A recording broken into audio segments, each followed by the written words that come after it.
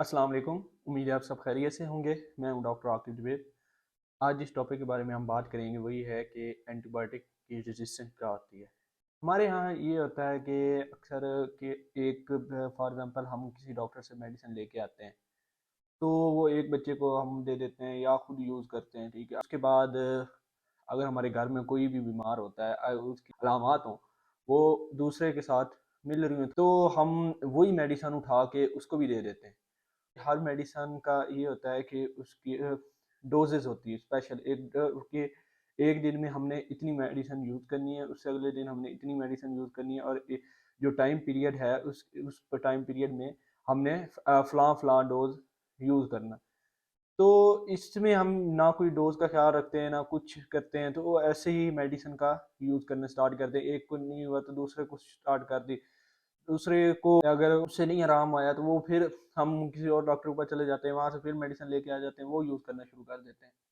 तो इसका हमें नुकसान क्या होता है? इसका नुकसान ये होता है कि अगर इसी तरह मेडिसिन का दोबारा बार-बार यूज़ करेंगे, जब लाइक एंटीबायोटिक फॉर एग्ज़ाम्पल ले लें, तो अगर हम इसका बार-बार यूज़ करेंगे, बार-बार यूज़ करेंगे, तो ये होगा कि इससे हमारे बॉडी में एक रेजिस्टेंस पैदा हो जाएगी। मतलब ये होगा कि एक वक़्त ऐसा आ जाएगा कि जब हम दोबारा वो मेडिसिन यूज़ करेंगे तो उसका हमारे ऊपर असर भी नहीं होगा।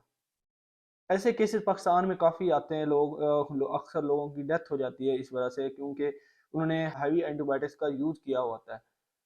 तो उस टाइम वो उस स्टेज पे होते हैं कि उन पे कोई मेडिसिन का असर नहीं हो रहा होता है। तो इस वजह से कोशिश किया करें कि ऐसी बार-बार हर चीज़ का डॉक्टर से मशवरा लिए बगैर ऐसे मेडिसिन आप ना यूज़ करें, ख़ास तौर पे एंटीबायोटिक्स। क्योंकि हमारे यहाँ अक्सर होता है कि कुछ भी हो जाए तो हम एंटीबायोटिक यूज़ करना स्टार्ट कर देते हैं, लेकिन जैसे कि हमारा अगर फ्लू वगैरह हो तो उसमें भी हम मेडिसिन यूज़ करने लग जाते हैं। या अगर कोई मम्प्स वगैरह हो या किसी किस्म का इस तरह जो वायरल एंटीवायरल डिजीज जिसको कह सकते हैं, तो अगर वो हो तो उसमें भी हम एंटीबायोटिक यूज़ करना स्टार्ट कर देते हैं। ये एक मिसकंसेप्शन है कि हमें फ्लू या मम्प्स वगैरह में भी एंटीबायोटिक यूज़ करनी चाहिए, लेकिन किसी किस्म की एंटीबायोटिक की ज़रूरत ही नहीं है, खासतौर पर फ्लू में। इनका टाइम पीरियड होता है, कुछ टाइम पीरियड के बाद ये खुद खुद ठीक हो जाता है। अगर आपने लेनी भी है तो आप सिट्राज़ीन वगैरह या एंटीहिस्टामिन जो ड्रग्स होती हैं, वो आप यूज़ कर सकते हैं। उससे ये काफ़ी बेहतर हो जाता है, क्योंकि इनका एक टाइम पीरियड होता है जिनको हम इंक्यूबेशन पीरियड कहते हैं। तो उस टाइम पीरियड के अंदर-अंदर इन्होंने खुद बहुत ही ठीक हो जाना होता है। फ्लू की बात ले लें, फ्लू 5 से 7 दिन के अंदर-अंदर ठीक हो जाता है। उसके अलावा ये मम्प्स वगैरह की अगर बात करें तो उसमें भी यही होता है, उसका टाइम पीरियड होता है, उसके बाद उसने ठीक हो जाना होता है। अगर इनको हम किसी को मेडिसिन वगैरह ना दें तो वो खुद हैरान हो जाते हैं कि यार हमें डॉक्टर ने मेडिसिन नहीं दी। तो ये असल में हर चीज़ के पीछे कोई ना कोई रीज़न होती है। दूसरी बात ये है कि ऐसे ही मेडिसिन का यूज़ करना ना स्टार्ट किया करें। पहले डॉक्टर को चेक करवा लिया करें, उसके बाद मेडिसिन का जो वो आपको रिकमेंड करेगा, वो मेडिसिन आपने यूज़ करनी है। और ये वाला काम खत्म कर दें कि अगर आपके घर में किसी कोई बीमार हुआ, उसने जो मेडिसिन डॉक्टर से ली थी, वो वाली मेडिसिन आप अगर दूसरे में कोई मिलते-जुलते अगर सिम्पटम आ रही हैं, तो उसमें आप स्टार्ट कर देते हैं। तो ये वाला भी काम गलत है, क्योंकि हर बंदे की जो डिज़ीज़ होती है, मुख्तलिफ होती है। ये नहीं है कि जो एक एक बीमार हुआ है, तो दूसरे को भी वही बीमारी हुई है।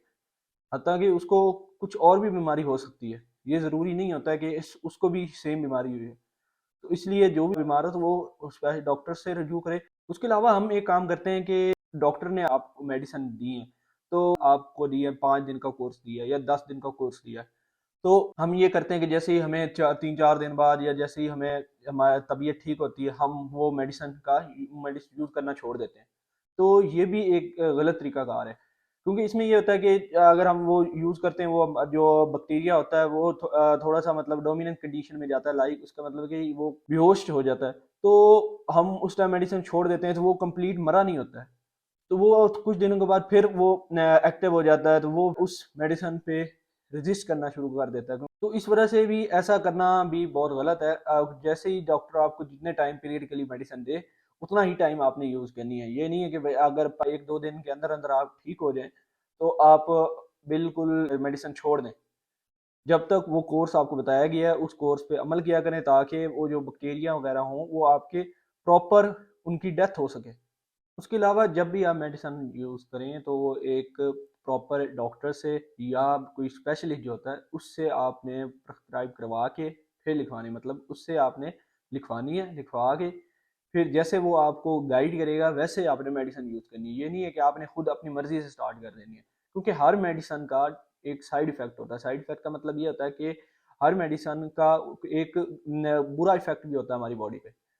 तो अगर हम उसका गलत इस्तेमाल करेंगे तो वो हमें और ख़राब कर सकती है। इसलिए जैसे आपको डॉक्टर रिकमेंड करे, जो जो आपको डोज बताए, उस डोज के मुताबिक मेडिसिन को यूज़ करना चाहिए।